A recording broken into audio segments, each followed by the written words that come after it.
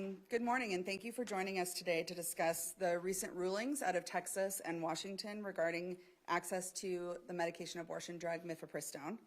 My name is Megan Peterson. I'm the Executive Director of Gender Justice, an organization working to advance gender equity through the law. I want to just cut right to the chase. Abortion rights and access have been under sustained assault for decades by an extremist minority that seeks to end safe and legal abortion for everyone, everywhere, no matter the cost. These attacks have increased dramatically since last year's U.S. Supreme Court decision overturning Roe v. Wade, and Friday's ruling by a Texas judge willing to sacrifice the rule of law to advance the anti-abortion movement's repressive agenda has ratcheted the crisis up to a dire new level.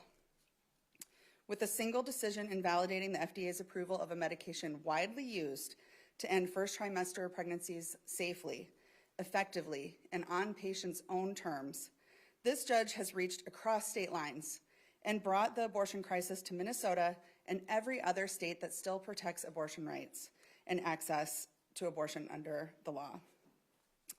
It is true that Friday also saw the release of a conflicting ruling out of Washington state that blocks the FDA from altering the status quo regarding the availability of mifepristone, which could make it possible for patients in the 17 states encompassed by the lawsuit, plus the District of Columbia, to continue using mifepristone for abortion in the short term. But it's clear that this dispute will end up in the U.S. Supreme Court, probably sooner rather than later, and we cannot hold out much hope for a favorable final result. For Minnesotans, this most recent attack is an even greater emergency than the fall of Roe v. Wade. It directly threatens reproductive health care access for everyone in our state, and we are calling on the champions of reproductive freedom in our legislature to act now to protect our citizens and healthcare providers against the attacks of anti-abortion extremists in Minnesota and from out of state, and to repeal the Minnesota laws that threaten reproductive health care access for everyone. We cannot ignore the alarm bells ringing loud and clear regarding the ultimate goal of the anti-abortion extremists, advancing bad law and legislation aimed at ending safe and legal abortion across the U.S. The Texas judge's invocation of Comstock laws, originally passed in the 1800s to ban contraceptives, illustrates the breathtaking scope of the power he seeks to grant the opponents of reproductive freedom over the reproductive health care decisions of everyone across the U.S. It is no exaggeration to say that the effect of this, if allowed to stand, would be to turn back the clock on reproductive rights and law by more than a century. It should be thoroughly unacceptable to anyone and everyone who values the personal freedom and individual rights that are supposed to be the bedrock of American society. They are coming for it all: abortion, contraception, and many other rights and health services essential to everyone's individual ability to determine their own reproductive destiny. And we must make clear that Minnesotans will not stand for it. I now pass the microphone to Minnesota Representative Kaylee Herr, co-chair of the Reproductive Freedom Caucus, to talk about what can still be done this legislative session to protect abortion rights and access for Minnesotans and everyone who comes here seeking refuge and access to care. Thank you. I'm State Representative Kaylee Vang Herr. I'm a state representative in 64A here in St. Paul. And I really do want to share that there is, though the decisions have been, to me, heartbreaking watching that unfold over the weekend, that I know that there is much hope that we have here in Minnesota. Just to remind us all that Minnesota legislature, the House and the Senate, worked quickly in January to pass the PRO Act to codify that everyone has the right to choose for their own body, their reproductive decisions. And there are still a couple of laws that we are working on. So the Reproductive Freedom Codification Act is a bill that would repeal and remove old and outdated laws that have mandates on our bodies that should not be on the books anymore. And so we are still moving that piece of it in the House and the Senate. Unfortunately, there has been a little bit of stalling around that because there has been a lot of pushback from the anti-choice individuals, particularly around some of these old laws, but I will say that we are very hopeful that we'll continue to move those through the House and the Senate. The Reproductive Freedom Defense Act moved out of the House, off of the House floor We worked very diligently with our chief author, Representative Agbaje, to ensure that the House was fully behind this bill. That's House File 366. And in the Senate, the bill has been moving, and we have the step of still having it heard in the House. But what we've seen unfold over the weekend really has continued to push us and to have resolve and continuing this work that, we were told that the work didn't need to be done in Minnesota because we were already a state that protected reproductive rights. What we are seeing now is the overreach from other states and continuing to limit individuals' ability to choose. We cannot have that happen in the state of Minnesota. We need to be proactive and not just passing what has already been proposed, but to look forward and say what could be coming down the pipeline from other states and what they're trying to do, and really be proactive about what do we need to do here in the state of Minnesota. With a pro-choice majority and the largest caucus in the legislature, we have the fight in us to continue this work and to ensure that every Minnesotan has the right to choose for what they want to do with their body and the choices they want to make around starting the family or making decisions to end pregnancies when they need to do so. And so we will continue to do this work. And with that, I will pass this over to my colleague, Senator Lindsey Port, who will talk about why we need to continue this work. Thank you.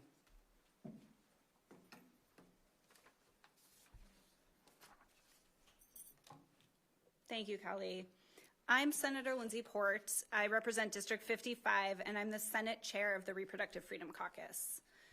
I'm standing here today to reaffirm what the Reproductive Freedom Caucus knew, the reasons that we formed in the first place: a legislative force to preserve the rights for all people to make their own healthcare decisions with their doctors, free from government interference. We joined together, over 80 lawmakers, to create this caucus because we knew these rights were under attack, and we knew the courts would not protect us. The U.S. Supreme Court's decision to overturn Roe v. Wade drove home what we've always known, or what we've long known, that we cannot depend on courts stacked with anti-abortion ideologues to apply the rule of law fairly and defend even long-established reproductive rights and freedoms. And this train wreck of competing decisions out of Texas and Washington makes that all the more clear. The PRO Act reaffirmed state-level protections, but without removing restrictions on abortion from statute, we are still reliant on the courts to interpret what the PRO Act means in practice. In current climate of rampant attacks on abortion rights and access, this leaves Minnesota vulnerable in ways we simply cannot afford or allow. Today, or over the weekend, we saw the arm of the anti-abortion movement reach into Minnesota. When we stood before you last summer to lay out our legislative agenda in a post-Roe world, we knew the risks, and we had a plan. That remains unchanged. As the Senate Chair of the RFC, I am calling on leadership in both chambers and the governor to move with urgency, to be bold and brave in the way required of us to pass both the Reproductive Freedom Codification Act and the Reproductive Freedom Defense Act. The court's potentially catastrophic decisions around mifepristone accelerates the need for the RFC to remove barriers for non-medication abortions, which could skyrocket after this decision. We do not have the luxury of waiting to pass the RFC. But let me remind us that this is not the only thing happening right now. Just last week, Idaho became the first state to pass a law restricting travel to another state to get abortion care that is legal there. We do not have the luxury of waiting to pass the RFDA. To date, just this year, there have been 492 anti-trans bills introduced in state legislatures across the country. More of them are passing than ever before. We do not have the luxury of waiting to pass the trans refuge bill. Minnesotans don't have the luxury of waiting for us. Our neighbors in surrounding states need us to act. Families across the country are waiting for us. The time for clear, courageous leadership is now. We must find the political will to act, and to act now. And now I will pass it to Abina Abraham. Good morning or afternoon. My name is Abina, and I'm the campaign director for Unrestrict Minnesota. Our coalition is a diverse and inclusive group of organizations fighting for reproductive rights, health, and justice in Minnesota. We are made up of healthcare clinics, abortion funds, practical support groups, LGBTQ advocacy groups, faith communities, organizers, lawyers, doulas, and more. Last year, a district court ruling found many of our state's laws restricting abortion access to violate Minnesota's Constitution. We represent the majority of Minnesotans who clearly support abortion rights and have elected the state's first pro-reproductive freedom majority. As attacks on abortion care continue across the nation and threatens access in Minnesota, it is critical that the state lawmakers continue to listen to the will of the people and fight for our reproductive freedom. Passing the PRO Act was an essential first step earlier this session, but as this court ruling shows, more urgent work needs to be done. At the top of our list is passing the Reproductive Freedom Defense Act, which has passed the House floor, and the Reproductive Freedom Codification Act, which is advancing in the health omnibus bills. The RFDA protects Minnesota citizens, reproductive health care providers, and people who come to Minnesota seeking abortion care against legal attacks and criminal penalties imposed by anti-abortion activists and politicians from other states. The RFCA removes a lengthy list of restrictions on abortion rights and access in Minnesota's legislative code, many of which have been ruled unconstitutional by a Minnesota state court. Even before this ruling in Texas, polling showed that the majority of Minnesota voters wanted their legislators to take action on abortion rights. Almost 2/3 of voters want laws that support rights and access to abortion, and 68% support repealing laws that restrict access to abortion. Anti-abortion activists will not stop their campaign to end abortion nationwide at any cost. Their tactics violate our health, freedom, and privacy, and continued action is needed to protect our constitutional rights in Minnesota from extremists in other states. We urge lawmakers to pass the Reproductive Freedom Codification and Reproductive Freedom Defense Acts, and will continue to celebrate, support, and encourage our lawmakers as they continue to march forward towards genuine and long-lasting reproductive freedom in Minnesota. I will turn it over to Megan. We're ready for questions. I have a question. I'm a little confused about what the PRO Act does and what it doesn't do, and I think the public will also be confused about that. Can somebody explain very simply what the PRO Act does and what this act that you're talking about will do, and where this act is? Yes, the PRO Act was passed into law and signed by the governor, so it is law in Minnesota. The PRO Act essentially codifies reproductive health as a fundamental right in Minnesota.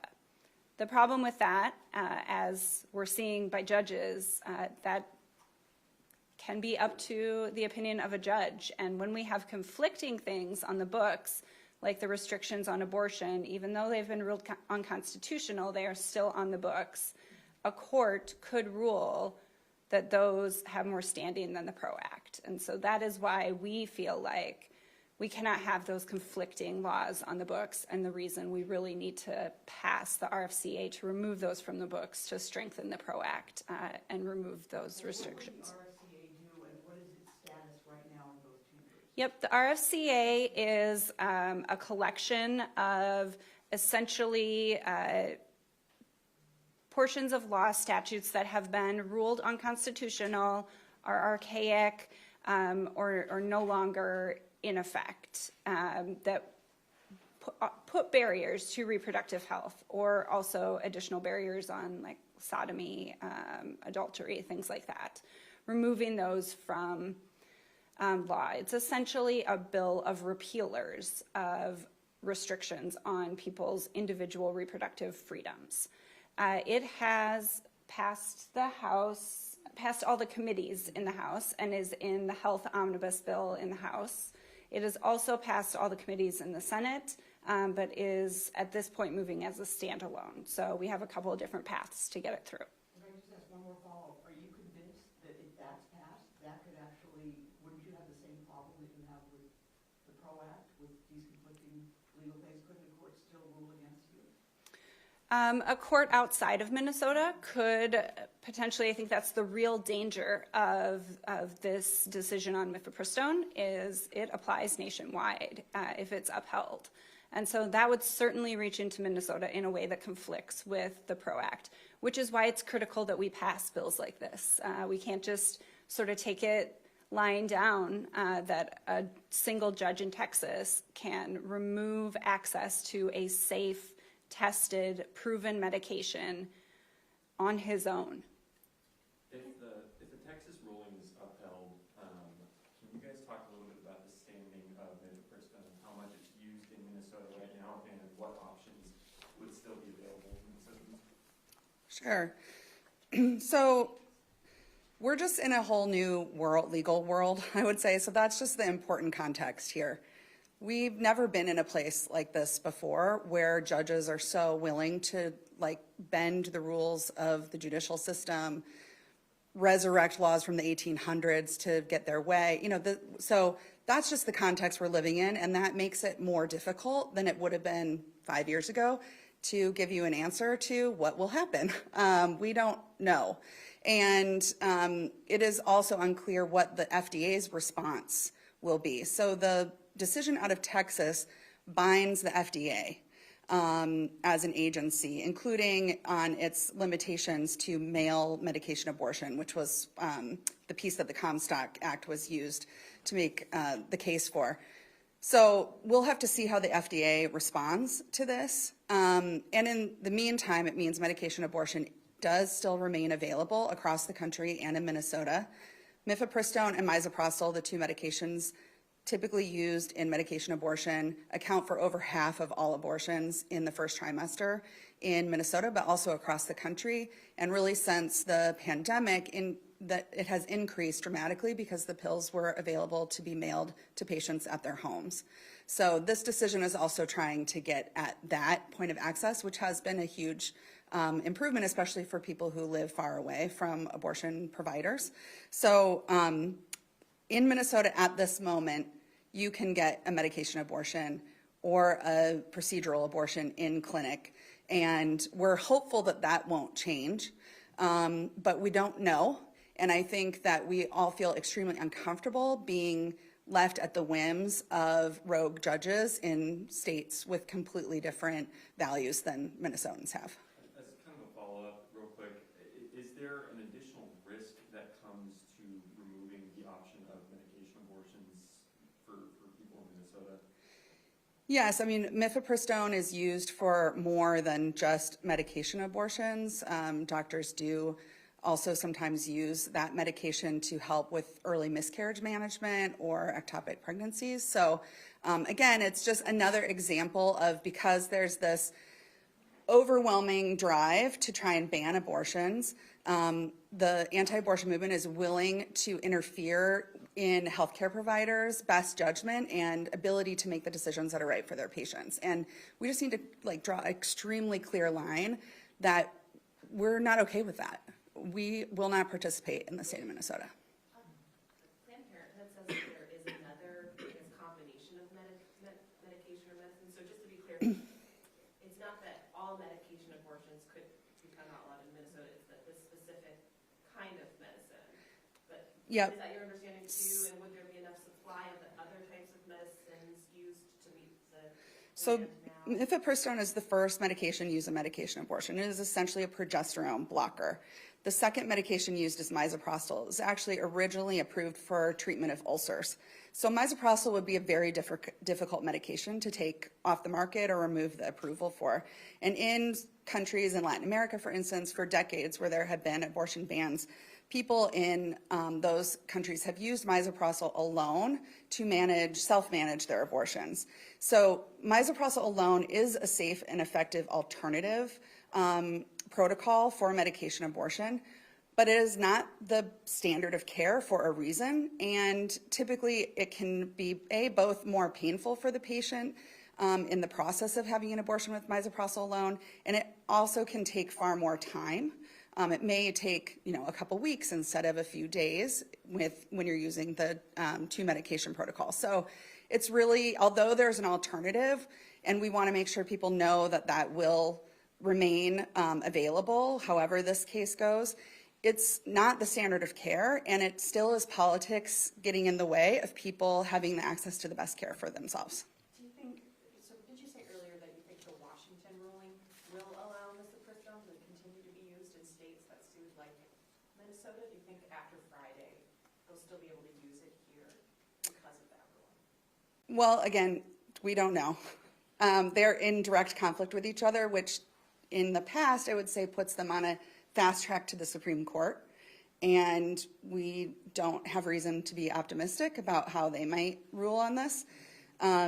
So, yeah, we don't know. But the judge in Washington State did find that the FDA cannot change any of its current approvals for mifepristone. So it's in direct contradiction with the judge out of Texas. And can I just add, based on your question, that a lot of times the argument around the anti-abortion movement is protection of women, right? That it is making sure that women are safe and protected. This ruling absolutely shows what we have known the whole time, that that is frankly bullshit.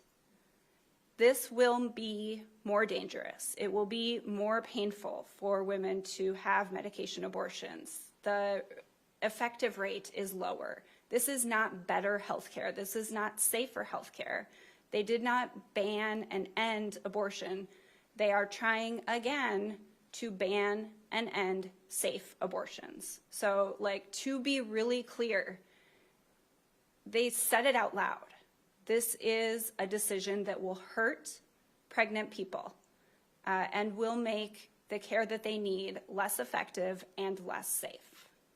And just to be super clear, because it's a federal court ruling that applies to the FDA authorization, there's nothing the legislature could do to try to, if the rulings, to keep the medicine legal here. At this point, how we understand it, that's correct. If it's upheld, that's correct. We will certainly be looking and trying to find ways to make sure Minnesotans have access to the most effective, safe medications that their doctors prescribe for them. To that note, there have been conversations, more speculations at this point, of if the Texas ruling is upheld, certain states, maybe even the federal government, not cooperating with that. And I believe there's been precedent for that with like DACA in the past as well. Any word on that? Do you guys have any insight on that? Would you guys back that? I think at this point we'll have to wait and see what the FDA's response is. Really, there's never been a court case that overruled the FDA's ability to make a decision, to uphold their decision on a medication that has had FDA approval for 23 years. So again, like Megan said, we are in uncharted territory for sort of the legal ramifications of it. I'm certain that there will be conversations about how both here in Minnesota we can protect patients' rights to receive the health care that their doctors want to provide them, and similar states, other states that have similar values. If I could just ask, are you basically telling women and men in the entire state that this drug may not be available here in Minnesota as soon as this week? I don't think we're going that far to say that it won't be available this week. Again, we don't know how it's going to shake out, and we really need to hear from the FDA this week. I will add that the confusion is part of the strategy with the anti-abortion movement. We've seen it all across the states in various ways. The more that they can sow confusion on what is available, what is legal, what is not legal, it deters people from seeking care. And so just having this out there is deterring people from understanding, knowing what is real, which affects people's lives. Simply having this out there in this way. We've seen it over the last few months as this has been sort of rumored, that patients don't understand what is legal, what is not, what's available, what is not. So part of what we will continue to do is, and we share it a lot on our social media and in newsletters and to our constituents, but I think it is critical for Minnesotans to understand right now in Minnesota, you have access to the full spectrum of reproductive care. And we will fight to make sure that that stays that way. But clearly you're worried about that. We are, yeah, absolutely. And just again, this new law, the RFCA that you're trying to pass, would that guarantee it all told? It doesn't seem to sound like that would guarantee it. You could still have legal Well, what I want to say is what the RFCA will do is to actually remove the gray area for providers and healthcare systems so that they can prepare for the increase in clinic abortion care. And so I think it's super critical that we do pass the RFCA, because we just talked about this being uncharted legal territory. And so if providers and healthcare systems are clear on where the laws are in Minnesota, they can continue to expand access for Minnesotans despite what happens to MIFI. Can anyone speak to what the delay is at all in these two proposals? What is keeping them from hitting the floor in the Senate, or maybe they're on path to? My name is Abina Abraham. Abena. Abraham, and what's your title? Unrestricted Minnesota Campaign Director. I'm sorry, I didn't mean to interrupt. In addition to, I'm Erin Murphy. I serve in the Senate along with Mary Kunish. I'm an assistant majority leader in the Minnesota Senate. I'm also a registered nurse. Over the weekend, you may have read that the new Attorney General in Iowa is now questioning whether or not emergency contraception should be available for victims of sexual assault. What we are seeing across the country is a continued disruption in the standard of care that has been a reliable standard of care for people seeking reproductive follow-up care, for all sorts of reasons, including victims of sexual assault. Our job as Minnesota policymakers is to make sure that the law is intact, that access to the broad spectrum of reproductive freedom, reproductive health care is intact. That includes eliminating the pieces of law that are ambiguous, because when we have ambiguous pieces of law in an arena that is now disrupted significantly by judges making decisions that are unexpected, neither providers nor the people in their care are clear about what is safe and legal. And while we have passed the PRO Act in Minnesota to say you have access to the full range of reproductive freedom in Minnesota, which is a strong, important piece of law, we also have remnants of the anti-abortion movement's lawmaking in place that sends mixed signals to people. Those mixed signals are what undermine a clear standard of care. So in both bodies, we are working to make sure those two other pieces of legislation are moving, and they are in both bodies. And we need to make sure that our colleagues understand that those are not optional, that they are required pieces of our work this session if we're going to keep our word to the people of Minnesota that reproductive freedom is strong and clear here in the state of Minnesota. Why isn't it in the omnibus in the Senate? The author of the Senate omnibus bill chose not to put it there because it still has one more stop in the legislature. And we're trying to run it as a separate bill at this point.